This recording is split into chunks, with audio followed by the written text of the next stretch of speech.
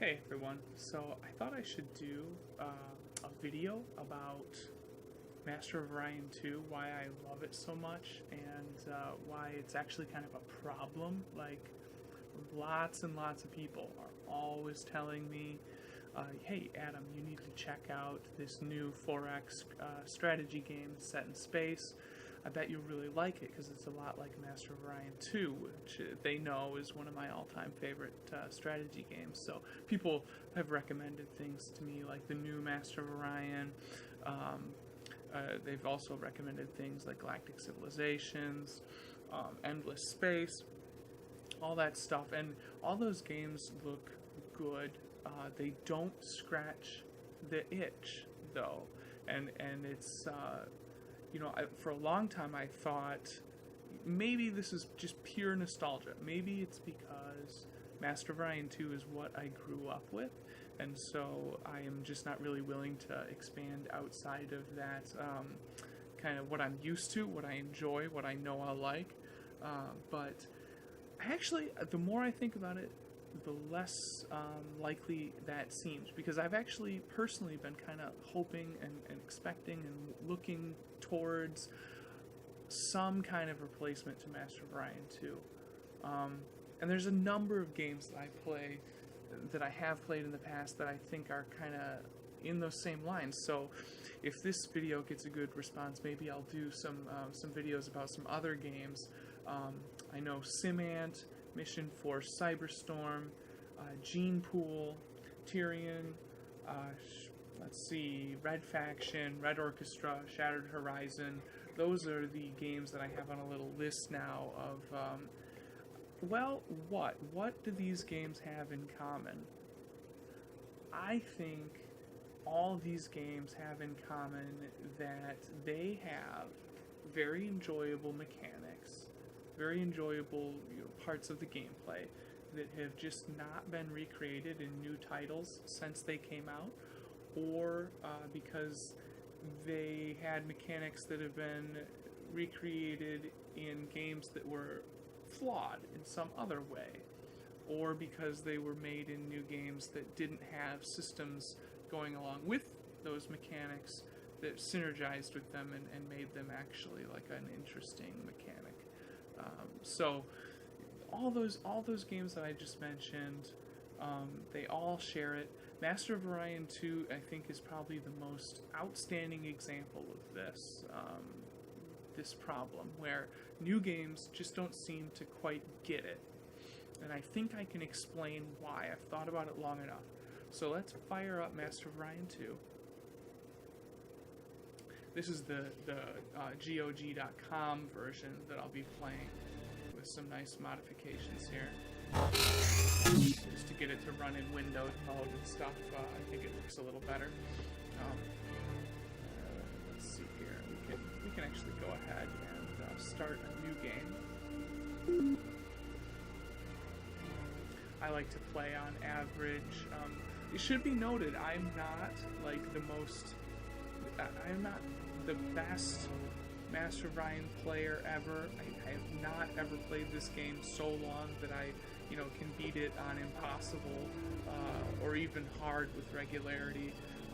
I like to play on average because really I end up kind of just exploring the game. And average is a good way to do that because the CPU players, the AI, they're not cheating at this level. They're basically on a level playing field. I will, however, crank it up to 8 civilizations. We're going to play on an average tech level, not pre-warp or post-warp or advanced. We're just going to keep it on average. This is one of those things that is a nice touch. It's not one of the 4 things I think really set Master of Orion 2 apart, but it is a nice touch that you can kind of set how advanced you want the galaxy to be at the start. You can start out in a pre-warp society, which is just like Earth now, where we've gone into space a little bit. We don't have a way of traveling faster than light to really make interstellar colonization a thing. That starts you off with just one planet. I don't even think you get a star base. Let's see. Oh, interesting. Average is what I usually play. That's like on the advent of every civilization's discovery of warp. You've got a colony ship, you've got a starbase in orbit around your home planet, you've got some scout ships. This really gets you going on your expansion across the galaxy, and it's just the way that the game was presented as being suggested for most players when it came out, and I've kind of stuck with it as my favorite ever since. Post-warp, I have not actually played yet, so I'll have to see what that is. That looks like something that came in the GOG edition, which is not in the just the DOS box game that I used to put together for myself in the past. Advanced gives you like a small civilization. Several star systems are yours. At the beginning, you have a fleet, you have some technology, you're ready to go, and so does everybody else. So it kind of accelerates the game a little bit.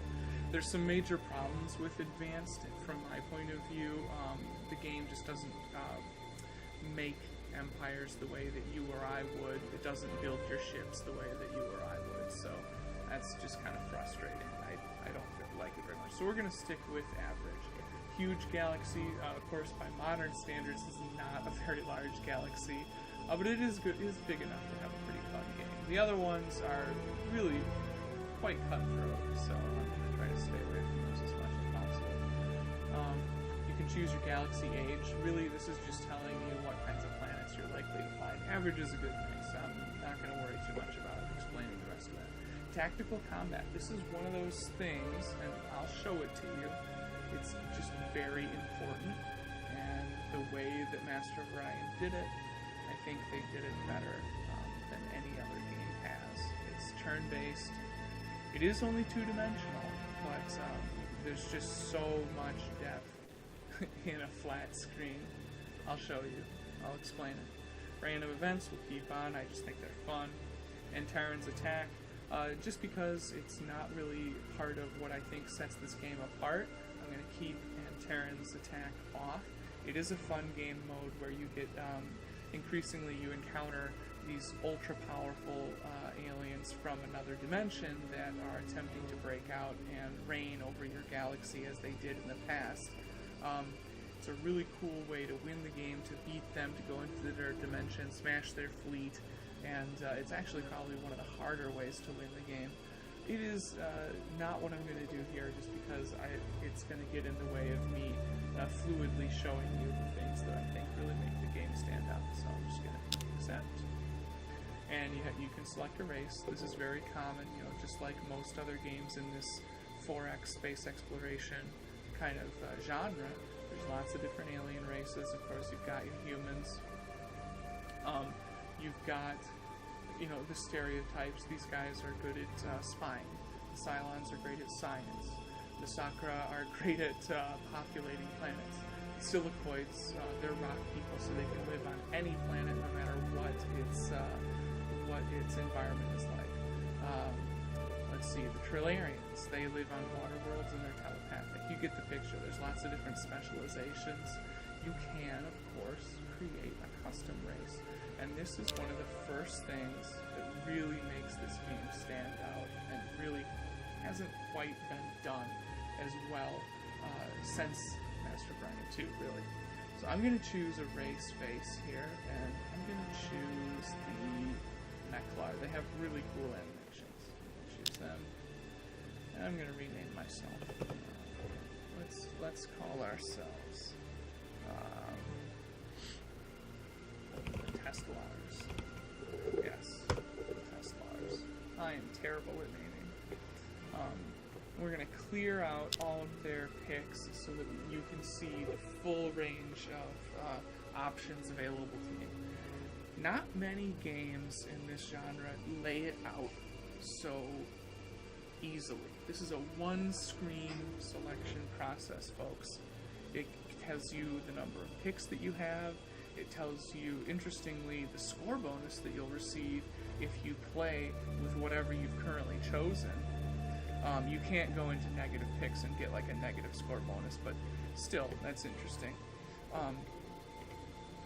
You can just go ahead and any of these, you can right-click on them, and it'll tell you some more details about them. That's especially important over here in the special abilities part of the picks page, and that is the column that really makes this game stand out, because what this game has that no other game in the 4X genre has is really unique racial ability customization.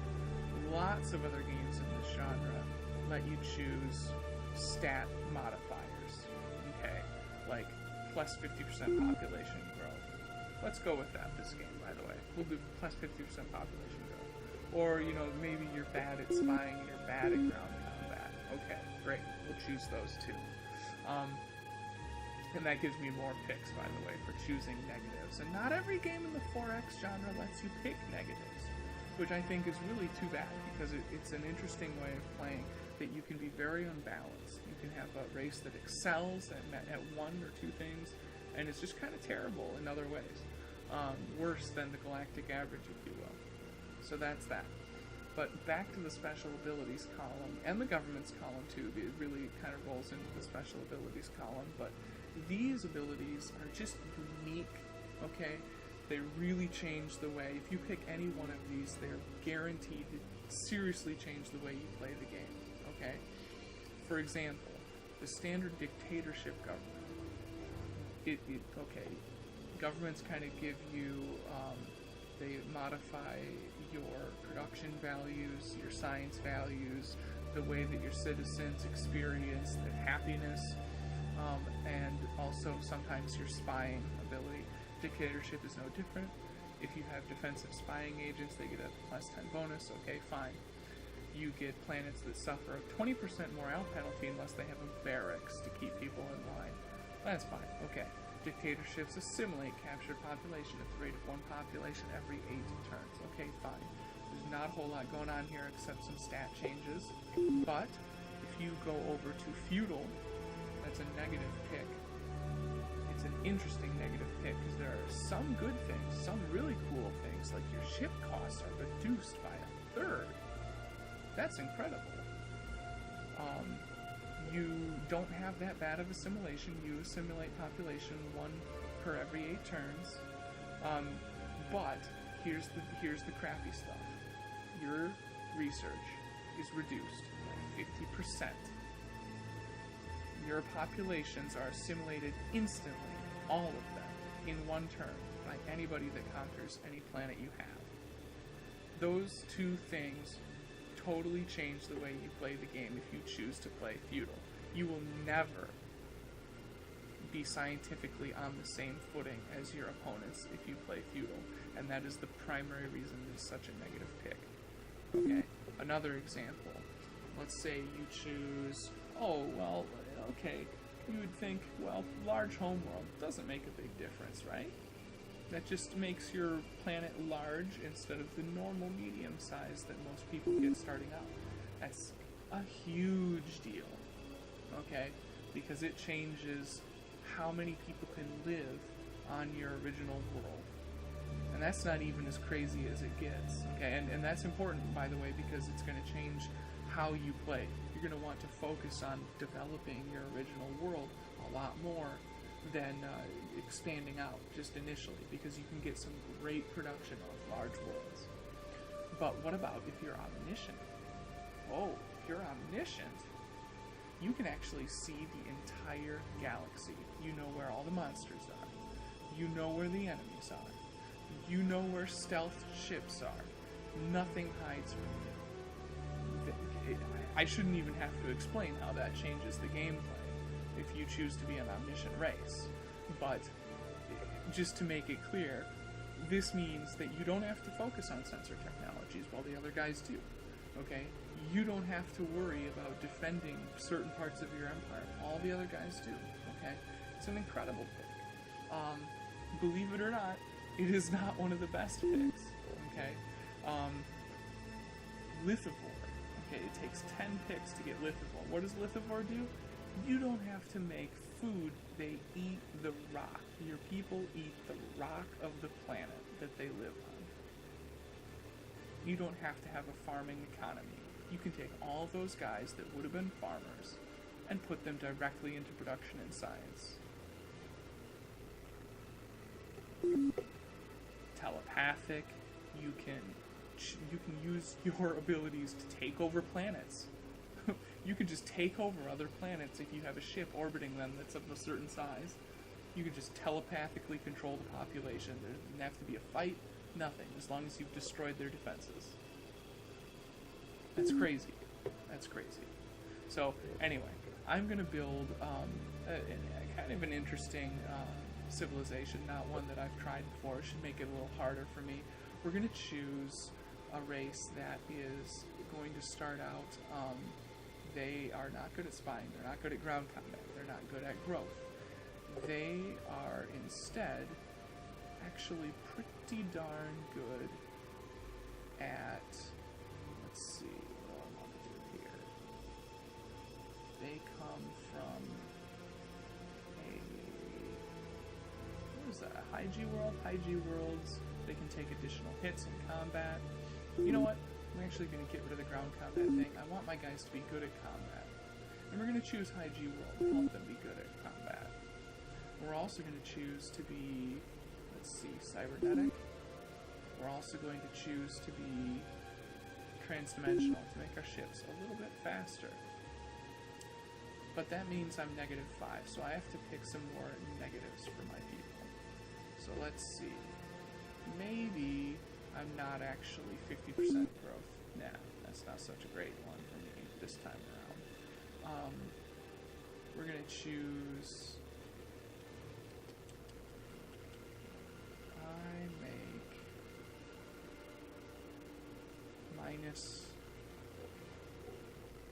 -1 research. Okay. But I will start with a large home world. Okay.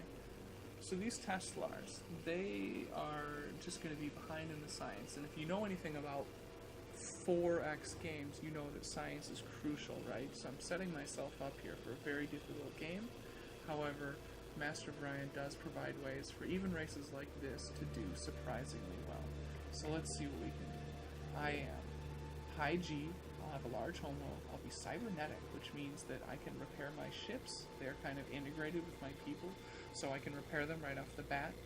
They're repaired entirely after combat. Great. Awesome. Oh, also, my people only consume half food unit each.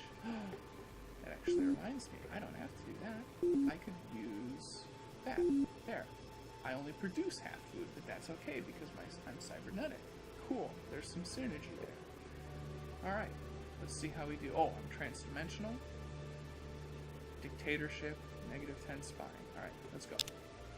THX 1137, a little bit of a nod to George Lucas. Sure, why not? Gray ships, objectively the best. Just kidding. Alright, sure, Mechline. Alright, so here we are on the map. It's really bare bones compared to a lot of 4X games. It's just a flat map. It's pretty small. These are all of the stars. Here's my home planet. I can select my fleet. I'm going to choose a colony ship and head out to yellow planets. Let's see, yellow planet. The yellow planet, the yellow star. Yellow stars actually have a better chance of having habitable worlds around them, which is some cool science. Alright, let's see. It'll only take one turn, because I'm transdimensional. Oh, that's the... I'm not quite ready to talk to you about the research yet. Or am I? Am I? Yes, I think I am. As soon as I get done with... Okay. Alright, that's cool. Okay, here's my city screen. Or my planet screen, rather. I'm actually going to get them started on the colony base right away, because it looks like I have a small tundra planet in my home system. I need to get that colonized right away. So my cities, or my city, my capital, so starbase, my marines. It's a pretty slick interface once you get used to it. There might be better ones out there, but this one is pretty simple, so can't really go wrong with that. Alright, here we go. Research. You choose at the beginning of your game some research to pursue. When you get done with it, you'll choose another one. And there are trees to go down. Okay? You've got construction, power, chemistry, sociology, computers, biology, physics, and force fields. Alright? Let's choose construction as an example. You can start and go down this tree. All right, each level of the tree has 3 technologies in it. And you get all the way to the bottom, which is kind of just an extra score increasing technology that you can research at the end, near the end of the game, ideally. But okay, you'll see that every single level of these tech trees has 3 techs in them. And unless you are creative, unless you chose that race pick, you don't get but one of them when you research these any of these levels on any of these tech trees. Okay, that means that at most you'll be leaving 2 technologies unresearched. Your people just didn't see the opportunity there. They chose bomb over engines or drive for the advanced fusion level of the power tree. Alright, that means so many things for this game.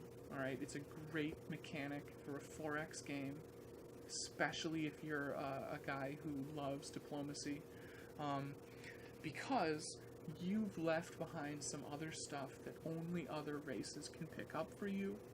You know, you might discover them somewhere in a wreck somewhere in the galaxy. Those kinds of random events do happen.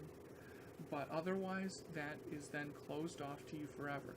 And one of the great things about this game is that not all of the low techs are techs that you can really do without, even in the end game. Okay, because a lot of these have abilities that stack, they have stats that stack, and to leave some of this stuff behind at the early game can really leave you crippled in the late game. Okay? So that's 2 things working together. First of all, the game's forcing you to make choices that's going to force you to get into diplomacy with other races to get some of those crucial techs, and the reason they're crucial is because they've designed the game so that these technologies aren't just left behind in the late game. Some of them are crucial the whole game through. Okay? One of those is biospheres. Alright, biospheres allow you to have extra population on any planet that you build them. That's great because population is what makes the world go around in Master of Orion. Okay, the more population you have, the more stuff you can build in the less amount of time. Okay, sorry for the bad English, but I'm just trying to move through this quickly. So yeah, I've chosen biospheres. That means I'm going to be leaving behind hydroponic farm. Obviously, I said earlier, I'm going to take a turn here. Okay, I said earlier that creatives don't have to do that. They get all of them. So if you were creative and you researched astrobiology, you would get both biospheres and hydroponic farm whenever you got done with it. Great, awesome. That is one of the most powerful abilities in the game. It's also very expensive to pick, so it's not something that you'll end up always picking. Cool. Some heavy G planets. That's cool for me because I am a heavy G race. Axion has no planets. Neither does Cursa. Okay, so great. Signy. I think I'm going to get on that. Just check my race info real fast. I already forget.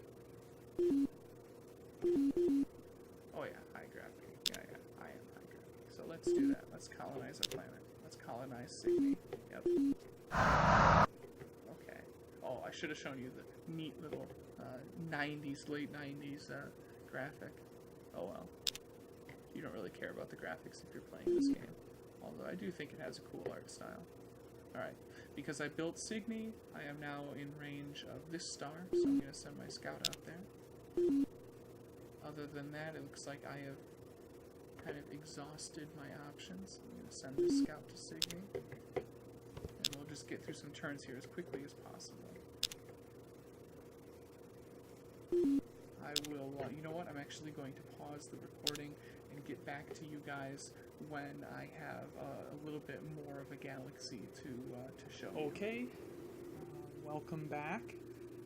This is about the mid-game that you're going to see here. I have expanded my interstellar empire. You can see that I've come into contact with a number of other races. early on, there was a fight that you didn't get to see because it really wasn't that sophisticated of a fight. As often conflicts early on in Master of Orion are, it was just kind of a quickly bum rushing the insectoids, what do you call them? The Clacons. The Clacons had to be taken care of because they were just being very belligerent with me, and I needed to expand in order to get some kind of parity with some of my neighbors, like the Silicoids down in the south, the galactic southwest.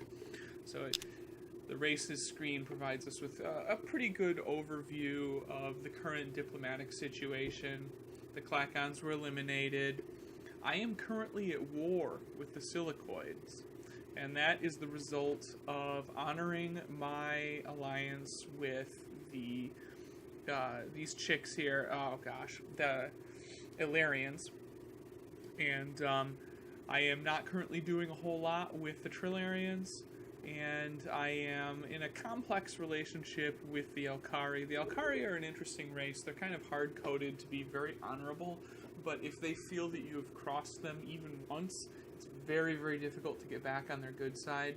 I have been in kind of a cold war with them, which we recently came out of, and as a result of that, it kind of ended favorably for me. I'm receiving 10% tribute from them currently. But otherwise, not a whole lot going on, except this war with the Silicoids. The Silicoids decided, inexplicably, to go to war with the Illyrians up here in the Galactic Northeast. I don't think they have very good luck getting there, but it might have been a result of some kind of other diplomatic machination that's happening behind the scenes. I don't think I get to see who is allied with whom, although the Silicoids, because they are considered repulsive, they're rock people, and apparently that's just kind of terrifying and unconscionable to the other species of the galaxy, which are all organic-based. They are considered repulsive, so they don't get to engage in diplomacy at all. That's one of the big negs that they take in order to be the rock eaters, the lithivores that they are. So anyway, I'm going to show you guys a little bit about the ship design and tactical combat coming up here, I think, if we just play through a few turns here. So, first of all, we have a couple fleets going throughout the galaxy. We have a couple scout ships, outpost ships, but here is my main combat fleet, okay? Oh, that's the Guardian. Right now, I have 2 battleships and 2 cruisers, surprisingly enough, that comprise my main battle fleet. One of them is kind of an old ship of the line, a Rush-class battleship. It is a specialist in long-range beam weaponry. It uses 10 heavy mass drivers. It has a battle scanner so that it's kind of an accurate sniping kind of platform. It is supported, or rather, it supports the Ion Storm, which is my new ship of the line class. It is not as long range. It does feature mass drivers still, but it also adds 3 Ion pulse cannons. And you can see that they have been included in separate emplacements in the design of the ship. It's an interesting point. I have also included troop pods in order to increase the number of Marines on this ship, because I anticipate doing some boarding, and I'll show you how that works, hopefully in the tactical combat. I've also given it heavy armor, a reinforced hull, and my usual battle pods and battle scanner. Battle pods just allow it to carry more at increased cost. Battle scanner allows it to be more accurate when it's firing its beam weapons. I'm following those guys up. They're supported by the Infuriator class cruiser and a Bridgehead class cruiser. The Infuriator is not really too interesting. It's designed to kind of run around and generally be a very difficult target. It features 3 heavy mass drivers that are armor-piercing in a 360-degree firing arc, so it can kind of run away while pinging you and hopefully scoring some hits on some of your critical internals. The Bridgehead is the more interesting one. It doesn't have any traditional weapons. It has 7 mass drivers in a point defense configuration, which means good for shooting down enemy fighters and missiles. not so good for damaging enemy capital ships like these. It does have nuclear bombs, which it can drop on planets. No good in space combat. But the important thing here is that it has an inertial stabilizer, heavy armor, a reinforced hull, and troop pods, okay? So if you haven't understood anything about what I just explained those special pods to be yet, this thing is designed to get up close with a disabled ship or in an immobilized station and board it. So, okay, cool, that's fine. Oh, one other small thing, the Ion Storm, my flagship, currently has Commodore Diablo, the Cyber Marauder, as captain of it. In this game, there are leaders that you can get which provide different kinds of bonuses to the fleets, ships, or colonies that they are applied to. I'm not really going to get into that. There are lots of other 4X games out there that do leaders or heroes or what have you. I think Master of Orion 2 was the one that kind of began that trend, but it doesn't matter because today it's not really unique anymore. So anyway, right now I have my larger fleet en route to Holly.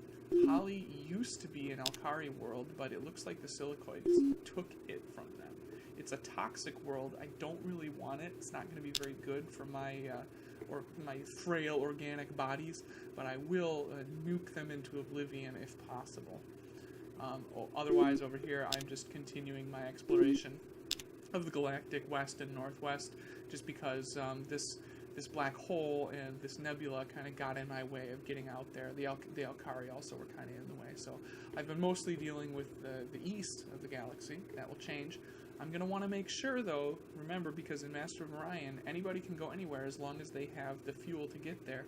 I'm going to want to make sure that the Silicoids don't find Tyrannus a tempting target. Right now, I've upgraded that planet's defenses with a star base and a missile base.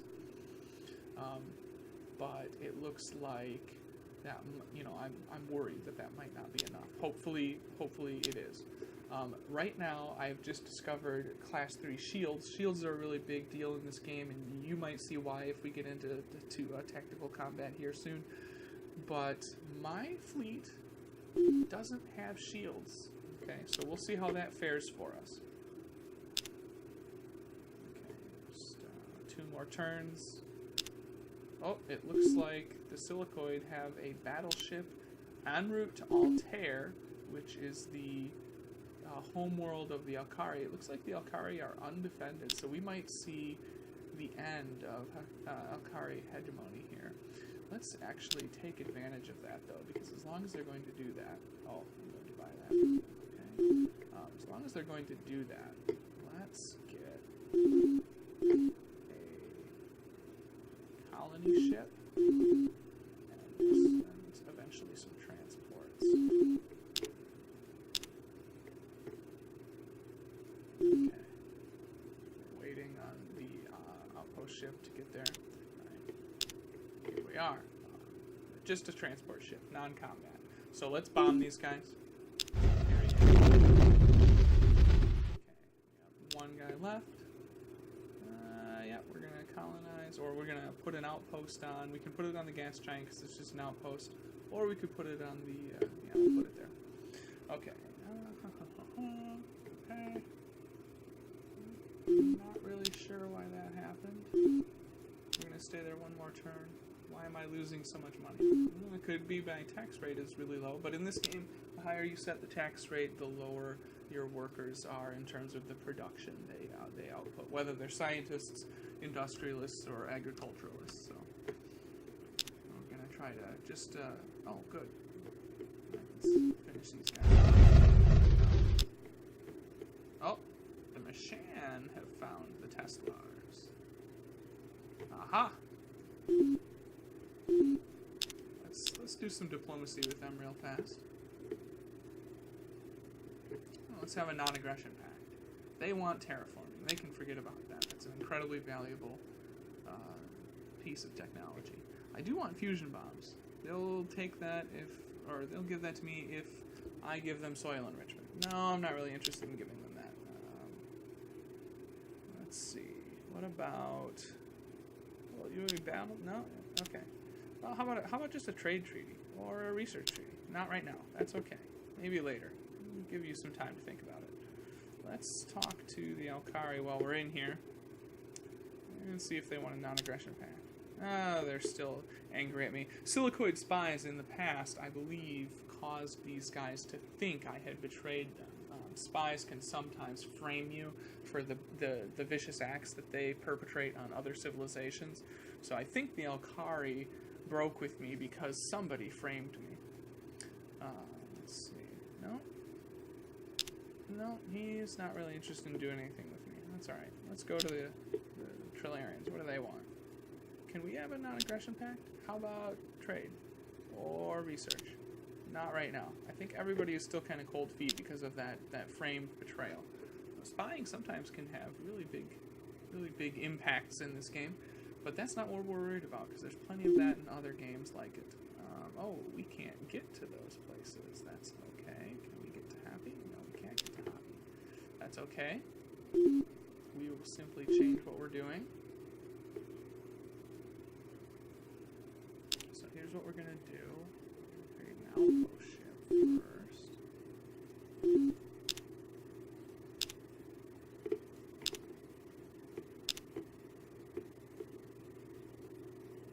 Okay. That's 7 turns. I think we can get there faster if we go through the wormhole. These little gray lines are wormholes. Let's go check out Fiera, see what their homeworld looks like these days.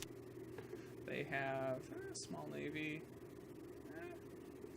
Might want to knock them off before they get nasty. Okay. What are we gonna research real fast here? Let's see. Let's get the neutron blaster. That does actually help my strategy. Nope, we're not doing that. Not doing that. Okay. We're gonna send these guys down the wormhole. What do we got here? Colony ship. Let's send that down the wormhole as well. They're going to follow up, and if Altair becomes uninhabited, then we'll colonize it. If not, we'll send that guy somewhere else, or we'll scrap it. We're going to continue our exploration of the Mershan Empire. Ooh, we are really losing money. Oh, no, I don't think so. Not yet. Not yet. Let's quickly get done. We got done terraforming. This is now a nice planet. Sweet. Whew, losing money. I'm gonna have to take a quick look at that, why that might be. But oh, it's probably because I have more ships than my support system can support. I'll get rid of some of them real soon, so I'm not gonna worry too much about that. In fact, I'm just gonna raise taxes 10%. Let's see. There we go. Okay. Actually, we're gonna leave you here. I don't know what's going to happen. This is a volatile war zone. Okay.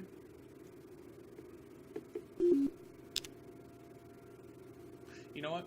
Here's what I'm going to do while we're waiting for the combat to happen. Let's look at ship design. Okay?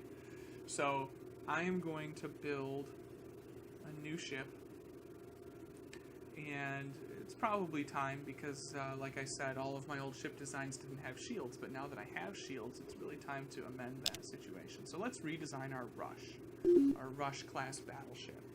Now we're going to have class 3 shields. That was automatically added in. Okay? And you can see here, there's different classes, different size classes of ship. You can go up and down. You can change the look. It doesn't matter what it looks like. I think that's a pretty cool design. Let's use that. And I'm going to clear away all of the systems and weapons on this ship. Okay? Leaving just the fundamentals. The positronic computer, we could step it down to an electronic, but no, we're not going to do that. The fusion drive, which is how it moves. The titanium armor, which is just the basic structure of the ship. The class 3 shield, which we could actually still decide that we want no shield in order to save on cost and space. But you know what? No. We're going to keep that shield. Shields are nice. So we have 200 space available. We have a cost of 750, which is kind of the basic cost, unless we strip this down further by removing the computer and shield. But no, let's actually make it more expensive. We have some battle pods. I like to add... actually, I don't think we need battle scanner anymore because we have a very nice computer. We are going to add heavy armor. We're going to add reinforced hull, and we're going to add an inertial stabilizer. We are then going to put on here... Looks like we have a choice between these weapon types. Ooh, interesting. Assault shuttles. You know what? We should probably make one with assault shuttles. So let's do that. Let's make you...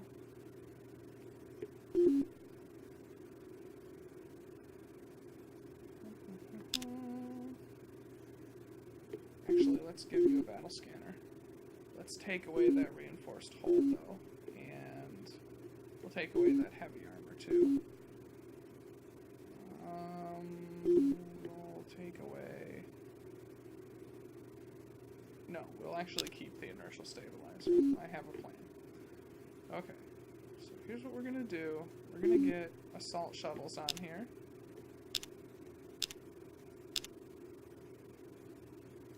We're going to have 5 of them, and then we're going to take up the rest with point defense, auto fire, mass drivers. Okay? And we're just going to put as many of these on here as we can. Okay? The idea here is that we're going to use assault shuttles to board enemy ships. They launch, like they're these little shuttles that launch out of this battleship, and they're going to take on other ships. Even if they're still moving, they can just land on their hull in the middle of combat and attempt to take them over. 5 assault shuttles will carry, I believe, 20 Marines, which is a really good amount of Marines. Even battleships, I think, should be possible to overcome with that many assault shuttles. Especially given my race bonuses in combat.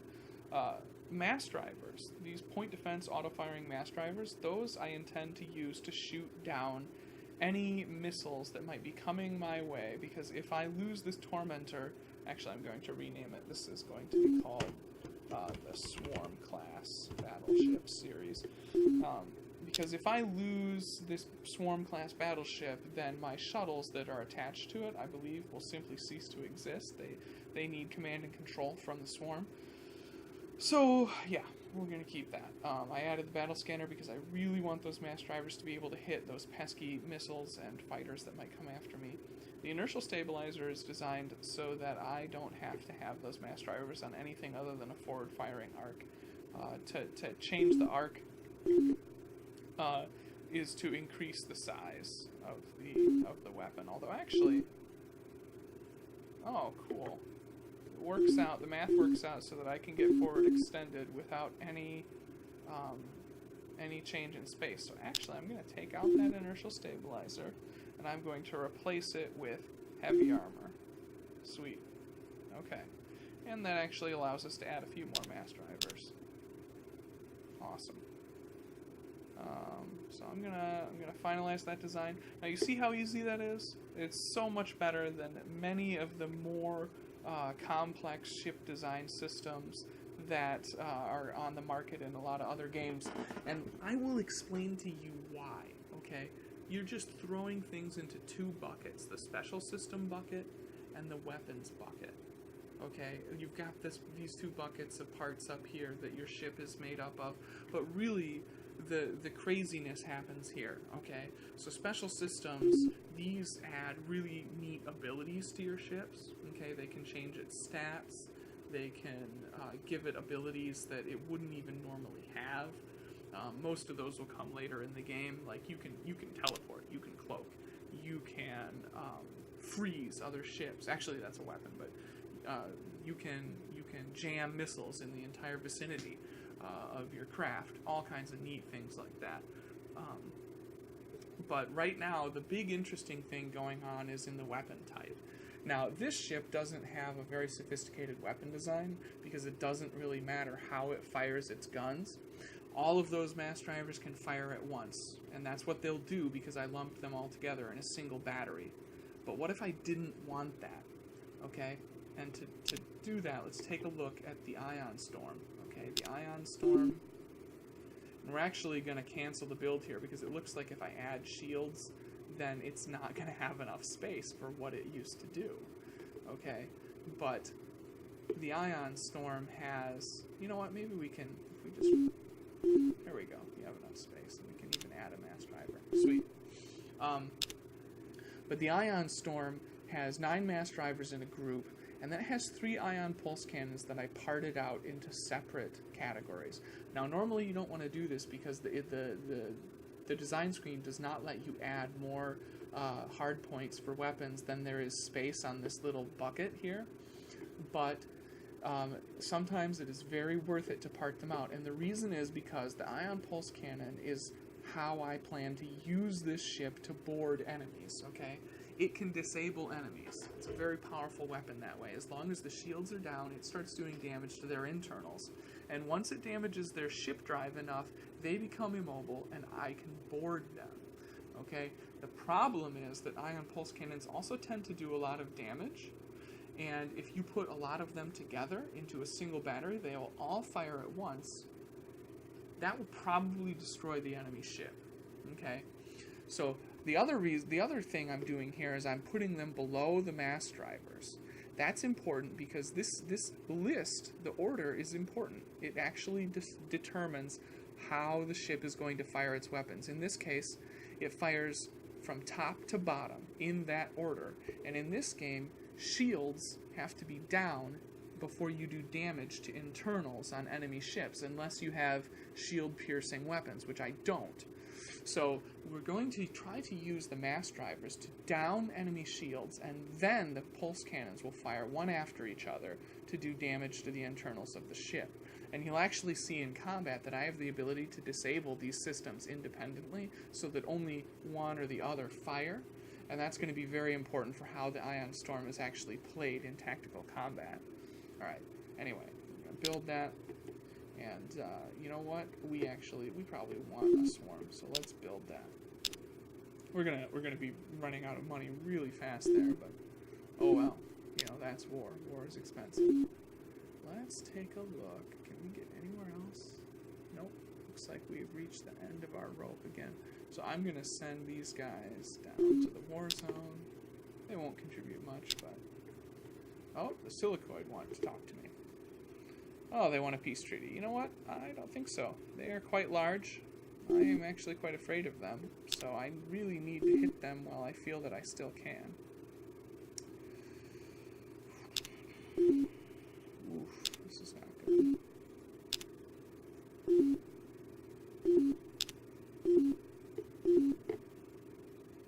actually going to have these guys build the outpost ship real fast.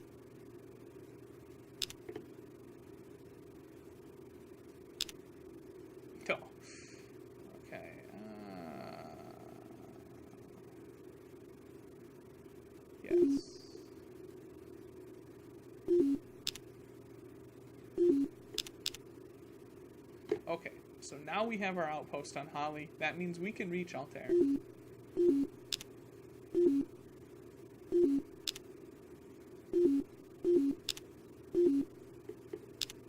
Here we go. Oh good, the Alkari actually do have plenty of defenses. Oh! There is a diplomatic screen. Not really. You can win by diplomacy if enough races vote you in. Normally, you don't get to. It looks like the voting will be between me and the Silicoids. The Marshans have decided not to support anyone. Neither the Trilliarians, neither the... Oh, the Darlocks. Haven't met them yet. The Alkaris are abstaining. 3 people... Somebody has voted for me. Oh, that would be my own people's votes. Or no, that's me. I wonder who voted for me. Difficult to say. I will actually vote for myself. And I don't think we have a 2/3 majority. That's what you need to win. So anyway, on we go. Neutron Blaster.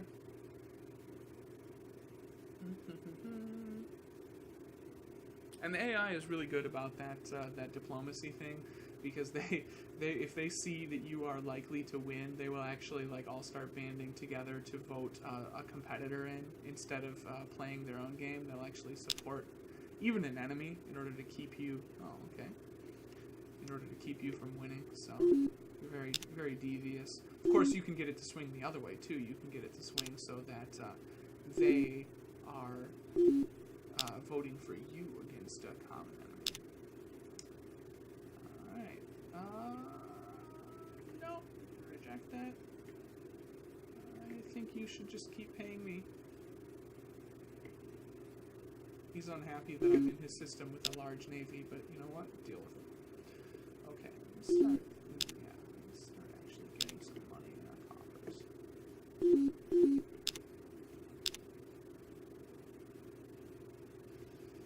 Nope. I'm not doing that. They want pollution processor. Well, they don't have anything I want. Get out of my face. Ah, the Illyrians want to talk to me. They want ion pulse cannon, and they'll give us one of these 3 techs. Nope, don't want any of those. We're certainly not having my unique weapon. Okay, terraforming is done. Okay, let's do some more terraforming. Okay, and turn. And nope. And we're going to put an outpost down there.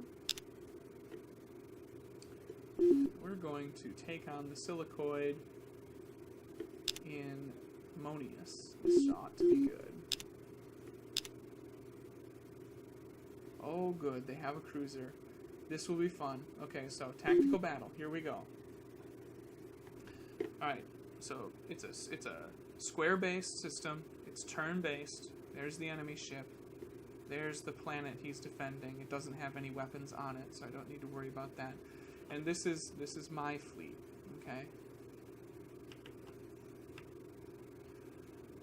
So let's move you up.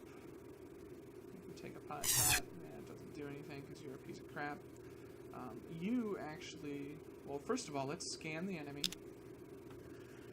Oh, good. He has death spores. Those are useless in space combat. That's only for bombing planets and pissing everyone in the galaxy off with you. He does have some heavy weapons. He does have some nice missiles, better than mine. He still has no shield. He has the same computer as me. He only has battle pods. This is probably going to be a really easy fight. I'm actually going to try to just disable him. That should be possible. So let's move everybody up. And with any luck, we will capture ourselves a silicoid ship. Lots of good reasons to want to do that. So I'm going to start by firing 1 pulse cannon at a time at this guy. Okay, you can see down there in the yellow that he is hurt. In his internals, we'll fire another one. Oh, we missed. Fire another one. Okay, that's all right. I'm going to disable my weaponry.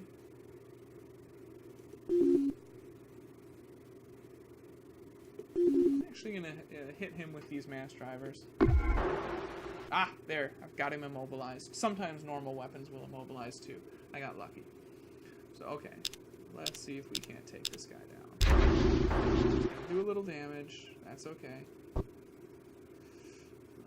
actually going to disable my... Well, actually, I'm going to shoot them all at this missile. Okay, cool. Alright. I think that's close enough to board. Let's see. Yep. I can only have 3 Marines. I don't think that's going to give me enough to win, but let's try anyway. Okay, cool. They killed me, but they lost some of their own men too. So I'm wearing them down. He might self-destruct.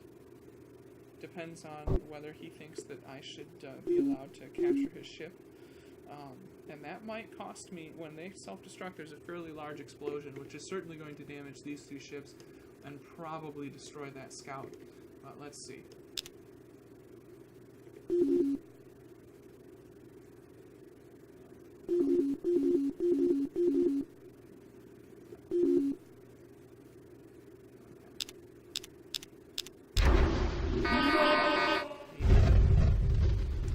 That's alright.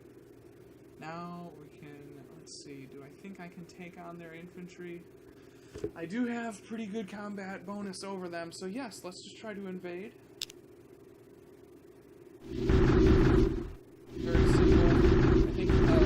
modern games do this a lot better, but it gets the job done. The focus of Master of Orion 2 is not really on the ground combat. Gets the job done. Okay.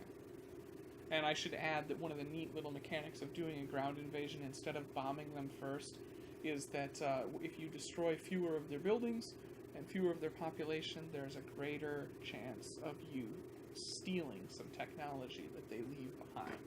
And as you might remember, technology in this game is something that almost nobody has all of, so it's good to try to steal old technologies from your enemies in order to be able to make use of them.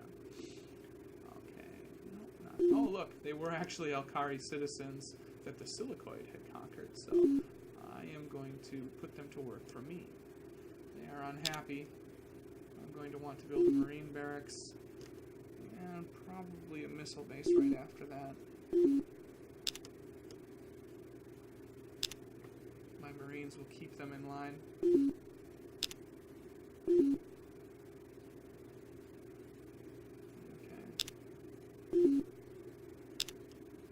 After that, we are going to not go anywhere because it looks like I have exhausted the range of my ships.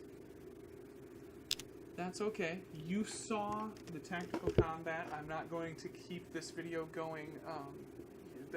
Finishing the game for you is not the point. You've seen and I have explained to you what it is that I think Master of Orion 2 does that even modern 4X space exploration games don't do. And there's a lot of other stuff going on here, a lot of little things that maybe modern games also don't do, but those aren't really as important as the 4 that I outlined, okay? So Master of Orion 2, what makes it unique and unparalleled up until today? It has elegant ship design, okay? It's really easy to design ships, and yet the way that you design them really matters, okay? Your unique racial abilities customization screen, that screen is easy to understand. It has abilities and governments that simply change the gameplay so much. I've been playing this game as a despotism, despotism, which is really one of the simplest governments, but because of my cybernetic abilities, because of my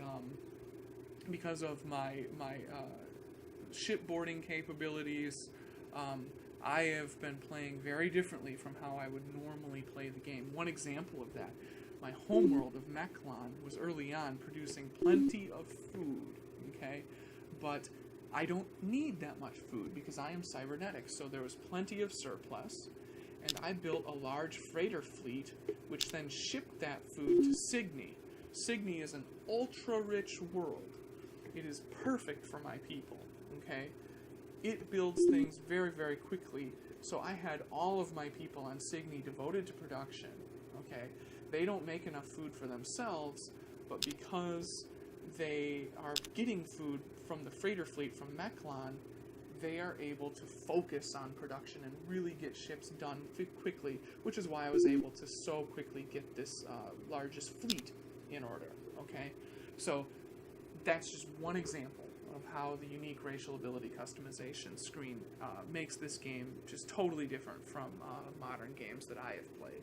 So elegant ship design, ability customization that really can change gameplay.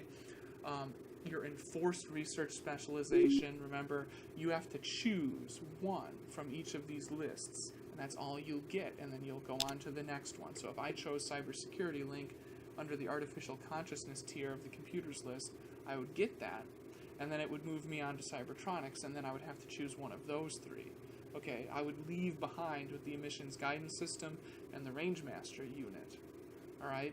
And it's not always like there's just one that's obviously good, okay? In cybertronics, yes, you probably almost always want the auto lab because it's going to really kickstart your science. But here in the artificial consciousness tier before it, cybersecurity link helps you with your spying, emissions guidance helps you with missiles, Rangemaster unit helps you with fighting beam weapons at range, okay? So very different technologies, alright? And they don't just do stat boosts. The emissions guidance system is a whole new way of doing damage with missiles, okay? And you have to decide which of those you want. Okay, so elegant ship design, unique racial ability customization, enforced research specialization, and deep tactical combat.